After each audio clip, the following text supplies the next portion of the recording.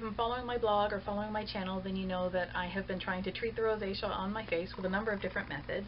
There are times when flare-ups, even when you're doing everything right, a flare-up will just happen, and sometimes you can't even predict it. In those cases, I don't know if you're as vain as I am, but I do wear makeup to cover it up. Right now I'm going through a good patch, so that's okay. Hopefully that'll keep happening, but that it does every now and again, even when I'm doing everything right, I'm having great skin for a long time. Changes in weather, changes in stress, changes in hormones, changes in a whole pile of different factors that are often out of my control will cause a flare-up to happen, or I'll just discover a new trigger, which I did a few weeks ago when I ate a dark chocolate bar and found out that that's a trigger. So you can view that video if you want to see how that went. So one of the things that I have found when I'm applying foundation makeup and things and powder to cover the redness on my face, I try and use as little as possible, and I try and use the best possible products that I can afford. But at the same time, my skin is very, very, very, very dry, and even if I use moisturizers and I use primers to create a barrier and everything like that, a lot of times when I apply the makeup to my face, it starts off having a really dusty applied makeup look to it, and it's just because my skin is that dry. One technique that I did learn recently from a YouTube video, actually I will link that below too, and by the way, this is not a sponsored video, so none of the products that I talk about here are, you know, I'm not being paid to talk about any of them, any of the brands.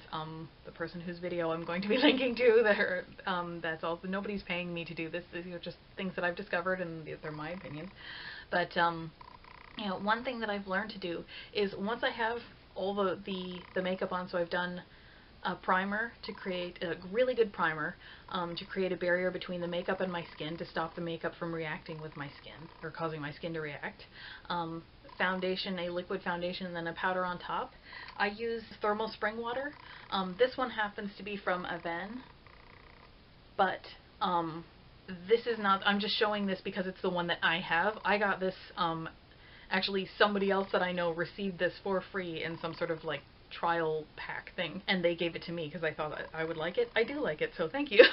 But yeah, so they have it comes in this size and it comes in bigger ones, but other brands have it too. It's just thermal spring water.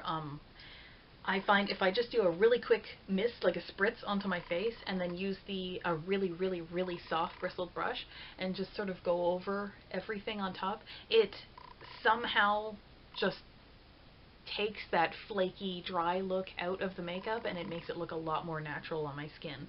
So when I do have to wear makeup, I don't suddenly have to look like I have dry, flaking skin, or like it's got that sort of snowy look or anything like that.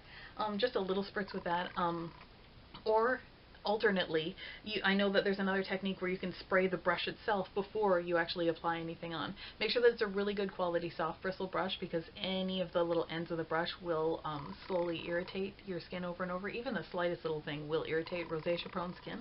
So use a very, very, very soft brush and just take your time and go over it. But if you spritz it with thermal spring water, and then, you know, put your powder on with that, it doesn't cake up as long as you're light-handed with it. It just actually adds a more natural look to it. So I thought I would share that in case it'd help, and if you like this video, I hope you'll give it a thumbs up. If you want to see more tips or, you know, things that I've learned, or treatments or product reviews and things like that, I hope you'll subscribe to my channel. And other than that, I guess that's everything. See you next time.